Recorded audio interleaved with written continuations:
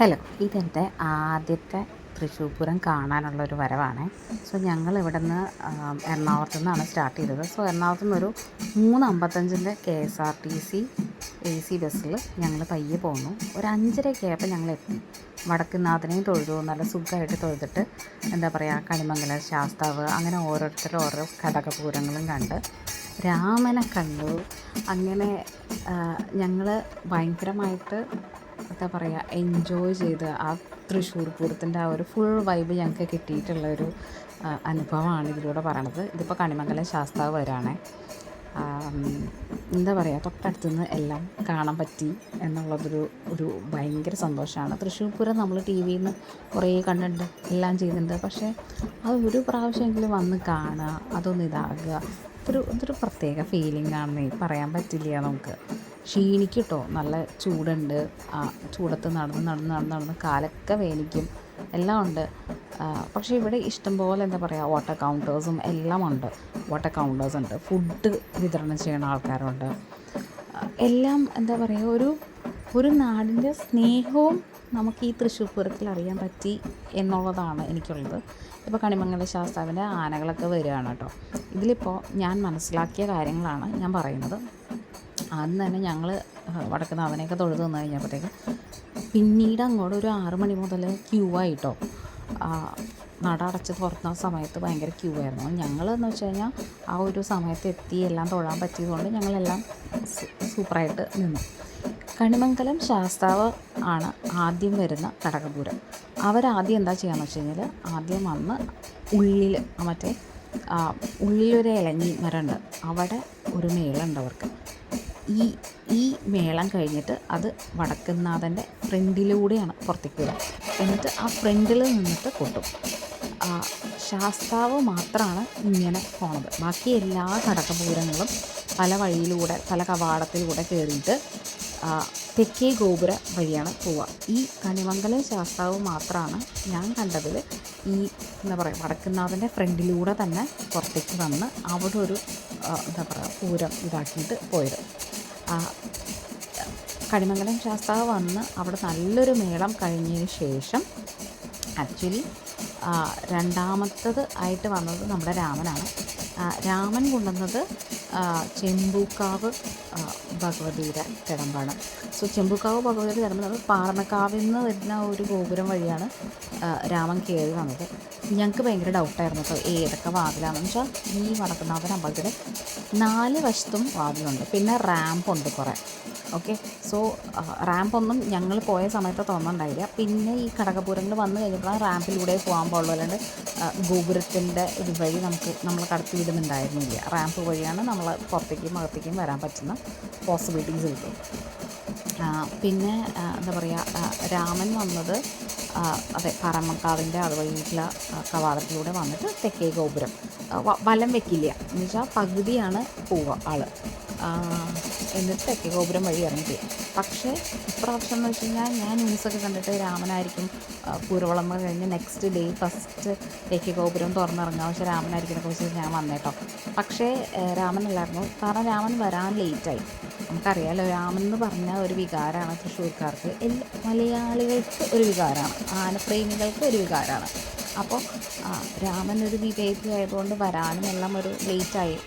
രാമൻ്റെ ടൈമിങ് എൻ്റെ ഇതിലെന്ന് വെച്ചാൽ ഞങ്ങൾ അറിഞ്ഞത് 7:30 മുതൽ 8:30 വരെ എന്നുള്ള രീതിയിൽ, അതുകൊണ്ടാണ് ഞങ്ങൾ നേരത്തെ വന്നത്. പക്ഷേ ആളെത്തിയപ്പോൾ ഒരു 9 മണിയൊക്കെ ആയി. അപ്പോൾ ആ ഉള്ളിൽ നല്ല മേളം ഉണ്ടായിരുന്നു. നല്ല മേളമൊക്കെ കഴിഞ്ഞിട്ടാണ് രാമൻ പുറത്തേക്ക് ഇറങ്ങിയത്. പക്ഷേ രാമൻ ഇറങ്ങുന്നതിന് മുന്നേ തന്നെ അടുത്ത ഘടകപൂരത്തിനുള്ള ഭഗവതി വന്നായിരുന്നു. സെയിം നമ്മുടെ പാറമക്കാവിൻ്റെ ആ ഒരു ഗോപുരം അതുവഴിയാണ് വന്നത്. സോ ആ ഭഗവതിയാണ് ആദ്യം ഇറങ്ങിയത്. അതൊരൊറ്റ ആന ഉണ്ടായിരുന്നു കേട്ടോ. രാമൻ്റെ ഇതിൽ 3 ആന ഉണ്ടായിരുന്നു. ഇപ്പം ശാസ്താവിൻ്റെ ആണെന്നുണ്ടെങ്കിൽ എൻ്റെ ഒരു ഇതിൽ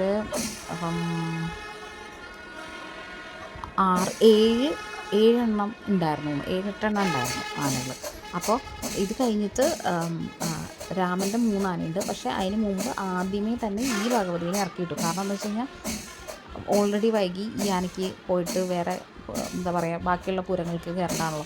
സോ അപ്പോൾ എന്താ പറ്റിയെന്ന് വെച്ച് കഴിഞ്ഞാൽ ന്യൂസെല്ലാം കണ്ടിട്ട് ആൾക്കാർ രാമനെ വെയിറ്റ് ചെയ്തിരിക്കുമ്പോൾ ഈ ആന അങ്ങോട്ട് ഇറങ്ങിക്കഴിഞ്ഞപ്പോഴത്തേക്കും ഭയങ്കര ആരവമായിരുന്നു കേട്ടോ. കാരണം രാമന് വേണ്ടിയിട്ടുള്ള ആരവം ആ ആനയ്ക്ക് കിട്ടിയ ഒരു ആന സന്തോഷിച്ചിട്ടുണ്ടാവും കേട്ടോ.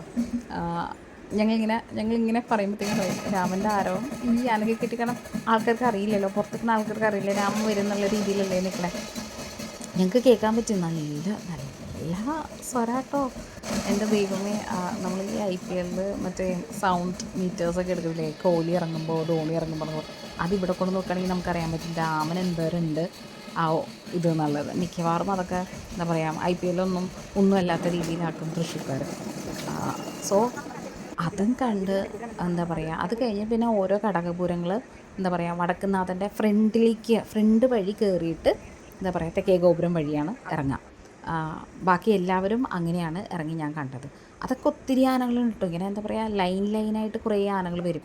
പിന്നെ ഒറ്റക്കൊറ്റക്കുള്ള ആനകളുമുണ്ട്. നീതിലക്കാവിലാകുമ്പോൾ ഒറ്റയ്ക്കാണ് വരിക. ബാക്കി അതേപോലെ 2-3 ഘടകപൂരങ്ങളും ഒറ്റയ്ക്ക്. ബാക്കിയുള്ളതെല്ലാം ഇങ്ങനെ കൂട്ട് ഒരു 7 ആന 8 ആന 10 ആന അങ്ങനെ ഒരു കണക്കിലൊക്കെയാണ് എല്ലാം കയറിയിട്ട് വരിക.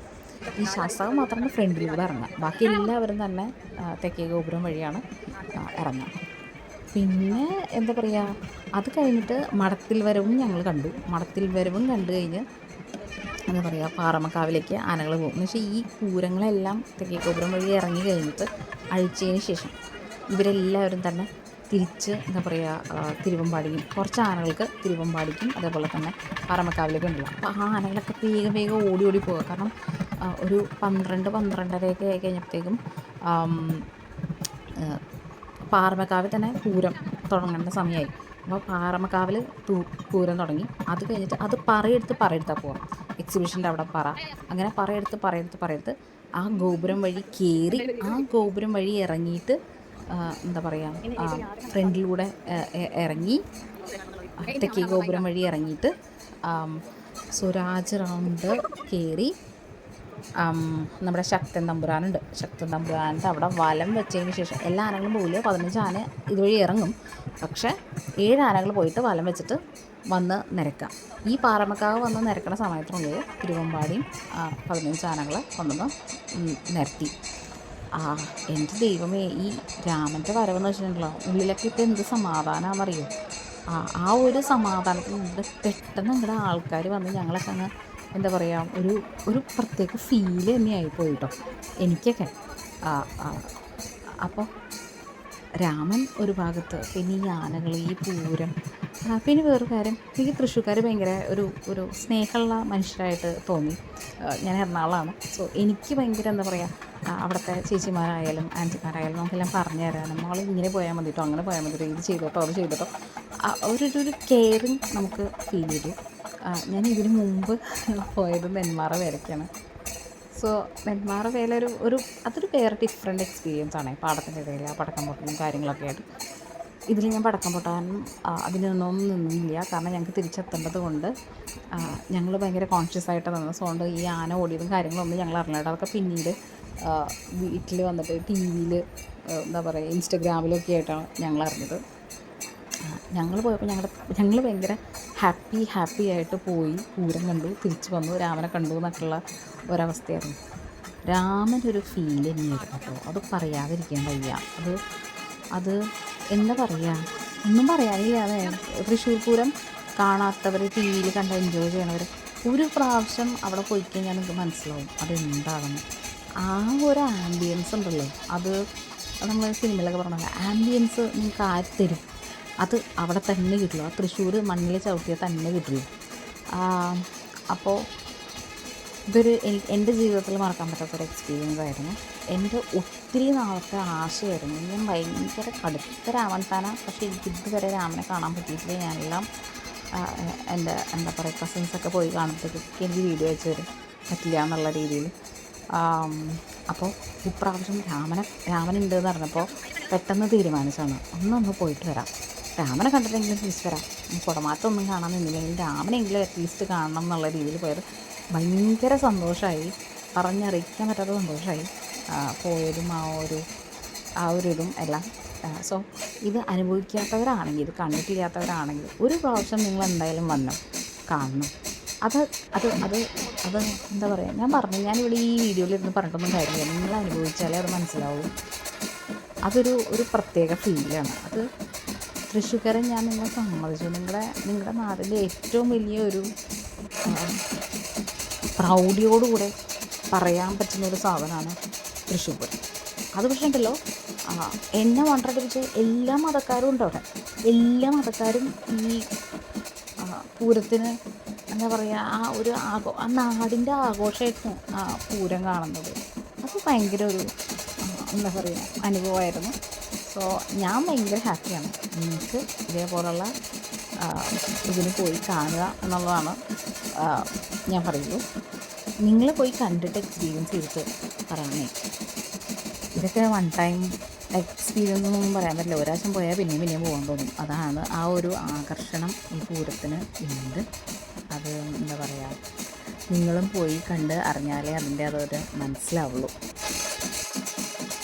ഇപ്പോൾ ഈ കാണുന്നത് രാമനാട്ടോ. രാമനും രാമൻ്റെ 3 ഇടവും വലവും നിൽക്കുന്ന ആനകൾ ഏതൊക്കെയാണെന്ന് എനിക്കറിയില്ല കേട്ടോ. ആക്ച്വലി ഞാനിങ്ങനെ പൊക്കത്തുനിന്ന് ഷൂട്ട് ചെയ്ത് നിൽക്കപ്പോൾ ഒരു ചേട്ടനെ കൈ വന്നു. ഞാൻ പറഞ്ഞു, ചേട്ടാ പ്ലീസ് പറഞ്ഞപ്പോഴേക്കും ചേട്ടൻ വേഗം തന്നെ മാറ്റി തന്നു. ആ ഒരു സ്നേഹമുള്ള ആൾക്കാരാണ് ഞാനവിടെ കണ്ടത്. സോ എനിക്ക് ഭയങ്കര ഡിഫറെൻറ്റ് എക്സ്പീരിയൻസും ഒരു റിഫ്രഷിങ് ഫീലിങ്ങും എല്ലാമായിരുന്നു. സോ നമ്മുടെ നാട്ടിൽ ഇങ്ങനെ കുറേ കാര്യങ്ങളുണ്ടോ, അതൊക്കെ എല്ലാവരും പോയി കണ്ട് ആസ്വദിച്ച് കഴിഞ്ഞാണ്ടല്ലോ പകുതി മുക്കാൽ ആൾക്കാർക്ക് എന്താ പറയുക, വേറെ ചിന്തകളിലേക്കും ഒന്നും പോകത്തില്ല. ഒരു ഒരു ഒരു സാംസ്കാര പൈതൃകം എന്നൊക്കെ പറയാനായിട്ടാണെന്നുണ്ടെങ്കിൽ ഇതെല്ലാം നമുക്കവിടെ ഒരു ഫീൽ ചെയ്യാൻ പറ്റും. എന്താ പറയുക,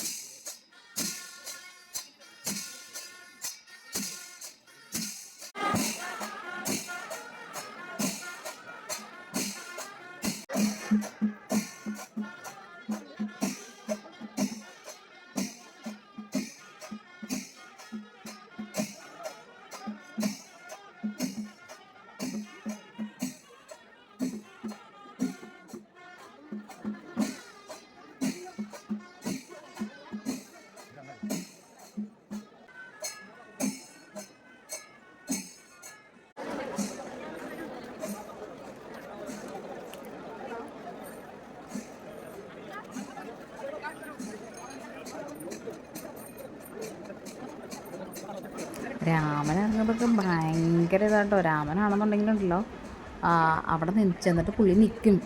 ആ ആരവം കേട്ട് തല പൊക്കി ഇങ്ങനെ തുമ്പിക്കൈ പൊക്കിയിട്ടാണ് ആൾ ഇറങ്ങണത്.